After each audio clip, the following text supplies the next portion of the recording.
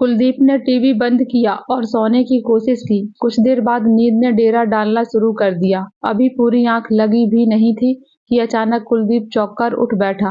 आंखें खोली तो देखा पलंग के पास कोई खड़ा है। कौन है? घबराहट में कुलदीप के मुंह से निकला। मैं हूँ अंकल। मैं कौन? अरे अंकल, पूनम। मैं पूनम। तुम इस समय यहाँ क्या करने आई हो? कुलदीप ने पूनम से बोला। अंकल, मुझे नींद नहीं आ रही है। अपने कमरे में डर लग रहा है। मैं अकेले वहां नहीं सो सकती। तो कुलदीप ने पूनम से कहा, पागल मत बनो, जाओ अपने कमरे में, अपने आप नींद आ जाएगी। इतने में पूनम ने कहा, नहीं अंकल, डर लगता है। मैं तो यहीं पर सोऊंगी। और वह कुलदीप के पास लेट गई। कुलदीप की सांसें एकाएक फूलने लगी। वो पलंग पर एक कोने पर सरक गया। कुलदीप का उस समय घबराहट के मारे बुरा हाल हो रहा था। उन्होंने पूनम की तरफ देखकर कहा, प्लीज पूनम, यह गलत है। हमारी संस्कृति इसकी इजाजत नहीं देती। कम से कम हम दोनों की उम्र का फर्क तो देखो। मैं तुम्हारे पापा की उम्र का हूँ। पूनम ने भी घबराहट बदली और कुलदीप से एकदम चिपक कर बोली, प्लीज अंकल, मुझे बेकार की बातें मत समझाइए। आपको समझ नहीं आता तो मैं आपको बता देती हूँ।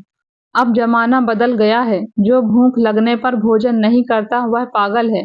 तो कुलदीप ने समझाते हुए पूनम से कहा, प्लीज कहना मानो बेटी, कल तुम्हारे पापा को मालूम होगा तो वह मेरे बारे में क्या सोचेगा। प्लीज अंकल, डरिए मत। किसी को कुछ पता नहीं चलेगा। जो होता है हो जाने दीजिए ना। और वैसे भी जो होता है वह अच्छे के लिए ही होता है। जहाँ प्यार पनपता है वहाँ उम्र का हिसाब नहीं देखा जाता। आजकल जमाना बदल गया है। अचानक उसने अपनी बंद मुट्ठी कुलदीप की तरफ बढ़ा दी। कुलदीप ने पूछा, यह क्या है? पूनम ने कहा, अंकल, यह आपकी दवा है जो आज सुबह मेडिकल शॉप से खरीदी थी। इतना कहते हुए उसने अपनी बंद मुट्ठी खोली। उसमें एक पैकेट था। यह देखकर कुलदीप की आंखें आश्चर्य से फटी की फटी रह गई। वह समझ गया कि वास्तव में जमाना बदल गया है। आखिर वह भी क्या करता? वो भी तो एक मर्द था। कुलदीप ने नए जमाने के सामने अपने घुटने टेक दिए और अगले ही पल उसने अपना हाथ आगे बढ़ाया और पूनम को अपने। हेलो दोस्तों, आज की इस कहानी में आपका स्वागत है। दोस्तों, यदि ये कहानी आपको पसंद आए तो प्लीज वीडियो को लाइक, शेयर और चैनल को सब्सक्राइब जरूर कर लें। तो चलिए कहानी की शुरुआत करते हैं एक मीठे एहसास के साथ। कुलदीप को अपने दोस्त समीर के पास मुंबई आए हुए 1 महीना गुजर गया था। दोनों बचपन के पक्के दोस्त थे। इसी बीच समीर को दिल्ली में कुछ काम था, इसलिए वह अपनी बेटी पूनम को कुलदीप के पास छोड़कर 1 हफ्ते के लिए दिल्ली चला गया। अब पूनम और कुलदीप घर पर बिल्कुल अकेले थे। तभी दोनों ने मन बनाया बाहर घूमने का। मुंबई की चमचमाती सड़कों पर सर पर दौड़ती हुई गाड़ियां आगे बढ़ती जा रही थी और कुलदीप गाड़ी ड्राइव करते हुए हिंदी फिल्म का एक गीत गुनगुनाने में मस्त था। पूनम उनके पास वाली सीट पर चुपचाप बैठी तिरछी नजरों से अपने कुलदीप अंकल को निहारे जा रही थी। गाड़ी जब शहर के भीड़-भाड़ वाले बाजार से गुजरने लगी तो पूनम ने एक छोटी सी नजर कुलदीप पर डाली और बोली, अंकल, कहीं मेडिकल की शॉप नजर आए तो गाड़ी साइड में करके रोक देना, मुझे दवा लेनी है। कुलदीप के चेहरे पर आश्चर्य के भाव उभर आए। कुलदीप पूनम की बात सुनकर थोड़ा आश्चर्य में पड़ गए। उन्होंने कहा, दवाई पूनम, क्या हुआ तुम्हें? सब ठीक तो है ना? पूनम ने मुस्कुराते हुए कहा, अरे अंकल, कुछ खास नहीं, बस यूं ही कुछ जरूरी दवाइयां लेनी है। कुलदीप ने गाड़ी किनारे रोक दी और कहा, ठीक है, तुम जल्दी से ले आओ। पूनम दवाई लेकर वापस आई और गाड़ी में बैठते ही फिर से कुलदीप के करीब आकर बैठ गई। कुलदीप ने थोड़ी दूरी बनाने की कोशिश की, लेकिन पूनम फिर से कुलदीप के करीब आ गई। गाड़ी आगे बढ़ते ही उसने कुलदीप की तरफ देखा और मुस्कुराते हुए बोली, अंकल, आपको याद है बचपन में जब पापा बिजी रहते थे तब आप ही मुझे संभालते थे। मैं आपकी गोदी में सोती थी और आप मुझे कहानियां सुनाते थे। कुलदीप के चेहरे पर एक हल्की मुस्कान आ गई, लेकिन उन्होंने खुद को संयमित रखते हुए कहा, हाँ पूनम, वो बचपन की बातें थी। अब तुम बड़ी हो गई हो और मैं भी। कुलदीप की आवाज धीमी पड़ गई। पूनम ने हंसते हुए कहा, अंकल, मुझे वही बचपन की बातों में रहना है। आपके करीब, प्लीज मुझे आपके पास रहने दीजिए। कुलदीप ने गहरी सांस लेते हुए कहा, देखो पूनम, कुछ रिश्तों में दूरियां ही ठीक रहती हैं। यह सब हमारे संस्कारों में नहीं है।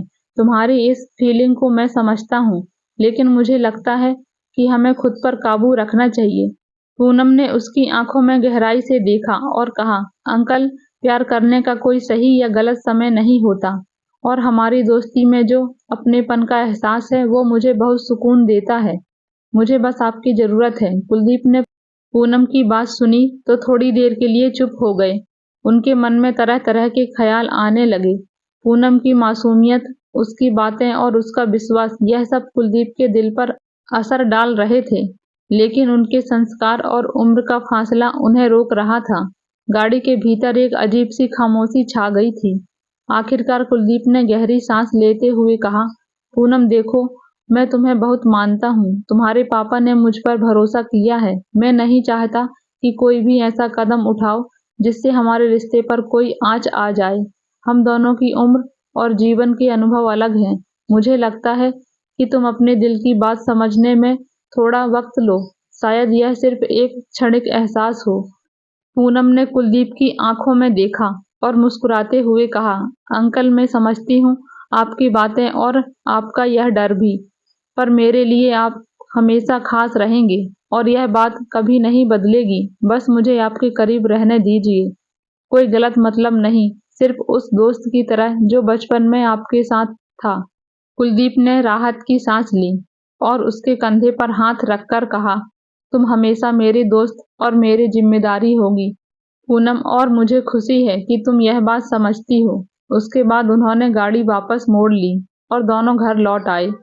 घर के माहौल में अब हल्कापन था।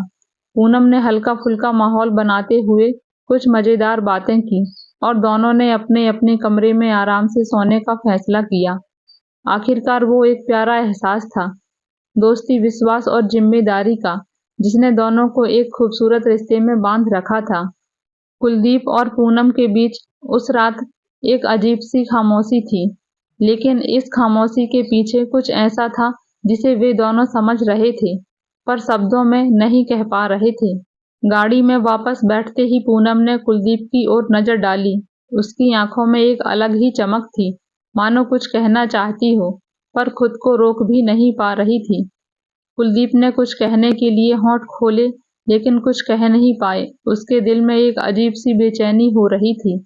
पूनम का उसके करीब होना, उसकी नजरों का सामना करना उसे अंदर तक हिला रहा था। पूनम ने कुलदीप का हाथ धीरे से थाम लिया और उसके चेहरे पर हल्की सी मुस्कान आई। उसने कहा, अंकल आप जानते हैं, मुझे लगता है कि जो पल हमारे पास भी है वो शायद फिर से कभी नहीं मिलेगा। उसकी आवाज में एक अजीब सा आकर्षण था और कुलदीप ने खुद को एक पल के लिए खोते हुए महसूस किया। कुलदीप की सांसें तेज हो गई। उन्होंने अपना हाथ खींचना चाहा, पर पूनम की पकड़ में एक मजबूती थी। पूनम यह ठीक नहीं है, कुलदीप ने धीमे आवाज में कहा, लेकिन उनकी खुद की आवाज भी उन्हें आश्वस्त नहीं कर पा रही थी। पूनम ने अपनी नजरों से उनकी तरफ देखते हुए कहा, अंकल मैंने यह सब सोच लिया है। मैं जानती हूँ कि हमारे रिश्ते में यह सब नहीं होना चाहिए, लेकिन दिल का क्या करें, आखिर मैं भी एक इंसान हूँ और आप भी। कुलदीप ने आंखें बंद कर ली। उनके मन में मर्यादा और भावनाओं का द्वंद्व चल रहा था। उन्होंने खुद को समझाने की कोशिश की, लेकिन पूनम का करीब होना उन्हें अपनी सोच से भटका रहा था। पूनम ने धीरे से उसके कंधे पर अपना सिर रख दिया। कुलदीप ने एक गहरी सांस ली और उसकी ओर देखा। उसकी नजरों में एक अजीब सी कशिश थी, मानो उन्हें अपनी मर्यादा का एहसास नहीं रहा। पूनम ने कहा, अंकल कभी कभी जिंदगी में कुछ पल ऐसे होते हैं जिन्हें हमें सिर्फ जी लेना चाहिए, उनके बारे में ज्यादा सोचना नहीं चाहिए। कुलदीप ने हल्के से उसके बालों को छूते हुए महसूस किया कि उनके अंदर की सारी दुविधा अब बहने लगी है। उनके बीच वह दीवार धीरे धीरे टूटने लगी थी जो अब तक उन्हें रोक रखी थी। दोनों ने एक दूसरे की आंखों में देखा और बिना कुछ कहे उस पल को जीने का फैसला किया। उस रात दोनों ने उन सभी मर्यादाओं को एक तरफ रख दिया जो अब तक उनके बीच की दूरी बनाए हुए थी। कुलदीप ने पूनम की आंखों में कुछ ऐसा देखा जो उसे भीतर तक हिला गया। उस रात मुंबई की सड़कें सुनसान थीं और कार में दोनों के बीच एक गहरी खामोशी थी, लेकिन यह खामोशी उनके दिलों में उठते तूफान को छिपा नहीं पा रहा था। पूनम ने धीरे से कुलदीप का हाथ थाम लिया। उसकी उंगलियों की कोमलता संदीप के दिल को छू गई। कुलदीप ने उस एहसास को नजरअंदाज करने की कोशिश की, लेकिन पूनम की आंखों में कुछ ऐसा था जो उसे रोक रहा था। अंकल, पूनम की आवाज में हल्की सी कशिश थी। पता नहीं क्यों जब मैं आपके पास होती हूँ तो बहुत सुकून महसूस होता है, ऐसा जैसे किसी अपने के पास हो। कुलदीप के दिल की धड़कनें तेज हो गई। उन्होंने खुद को संयमित करने की कोशिश की, पर पूनम की आवाज और उसकी नजदीकियां उनके मन को विचलित कर रही थीं।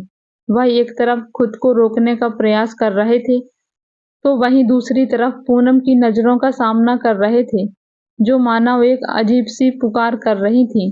पूनम ने हल्की मुस्कान के साथ कहा, आप हमेशा मुझे समझाते आए हैं अंकल। कभी कभी ऐसा लगता है कि मैं आपके सामने अपने दिल की सारी बातें खुलकर कह सकती हूँ, जैसे कोई रोक नहीं हो। उसके शब्दों में अपनापन और सच्चाई थी। कुलदीप ने हल्की आवाज में कहा, पूनम, यह सही नहीं है। हमारे रिश्ते की एक मर्यादा है, एक सीमाएं हैं। लेकिन उनके शब्दों में वह कठोरता नहीं थी जो एक दूरी बना सके। पूनम ने उसका हाथ अपने हाथों में कस लिया और बोली, कभी कभी दिल की बातें मर्यादा नहीं समझती अंकल। कुलदीप ने गहरी सांस ली और पूनम के करीब आकर उसकी आंखों में झांकते हुए बोले, तुम्हारे इस मासूमियत भरे एहसास ने मुझे अंदर तक छू लिया है। पर क्या तुम समझती हो कि इस सब का हमारे रिश्ते पर क्या असर हो सकता है? पूनम ने कुलदीप के कंधे पर अपना सिर रखते हुए कहा, अंकल, मुझे कुछ नहीं पता। बस इतना जानती हूँ कि आपके पास होने पर मैं पूरी होती हूँ, आपसे दूर जाकर अधूरी हो जाती हूँ। कुलदीप ने उसके चेहरे को हल्के से छुआ और दोनों ने एक दूसरे की आंखों में देखा। उस एक पल में दोनों ने सारी दुनिया की सीमाओं को भुलाकर उस एहसास को जीने का फैसला किया जो उनके दिलों में लंबे समय से दबा हुआ था। दोनों के बीच एक गहरी संवेदनशीलता और प्यार का एहसास पनप रहा था, जो केवल उस एक क्षण का था, विशेष, आत्मीय और अनकहा। उस रात दोनों के दिलों में उठता अनकहा सा एहसास जैसे खूबसूरत ख्वाब बनकर उभर रहा था।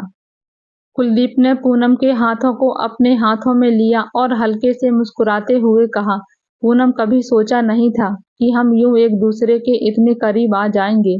यह जो एहसास है यह एक बहुत खास है, लेकिन कहीं न कहीं हमें खुद को संभालना भी होगा। पूनम ने कुलदीप की ओर नजरें उठाते हुए कहा, अंकल, कभी कभी लगता है कि हमें वो हर एहसास जी लेना चाहिए जो हमारे पास आता है। कौन जाने फिर जिंदगी में हमें ऐसा मौका दे या ना दे। कुलदीप ने गहरी सांस लेते हुए कहा, तुम्हारी बातों में सच्चाई है, लेकिन मैं अभी भी इस बात को लेकर थोड़ा असमंजस में हूँ। उम्र का फासला, समाज का यह बंधन, क्या हमें इसे नजरअंदाज कर देना चाहिए? पूनम ने उसके चेहरे पर हाथ रखकर उसे भरोसा दिलाया, कभी कभी जिंदगी में कुछ एहसास इतने खास होते हैं कि उम्र, फासले और दुनिया सब बेनामी लगने लगते हैं। और मुझे नहीं पता कि आगे क्या होगा, पर आज इस पल में मैं आपके साथ हूँ और यही मेरे लिए काफी है। कुलदीप ने कुछ नहीं कहा, लेकिन उसके दिल की धड़कनें तेज हो गई थीं। उसने पूनम के चेहरे पर हल्के से हाथ फेरते हुए उसकी गहरी आंखों में झांका। उन दोनों के बीच में उस पल में जैसे वक्त ठहर गया था। उनका साथ और वह खामोशी दोनों के दिलों में एक गहरी लहर की तरह दौड़ रही थी। कुलदीप ने हल्की आवाज में कहा, पूनम, यह सब शायद ठीक नहीं है, पर तुम्हारे साथ ये पल जीना सच में खास है। पूनम ने एक मुस्कुराहट के साथ उसकी ओर देखा और उसके कंधे पर सिर रख दिया। दोनों ने मिलकर उन पलों को जिया, बिना किसी सवाल या जवाब के, बिना भविष्य की चिंता किए। वह पल उनके लिए जैसा एक खूबसूरत याद बन गई थी।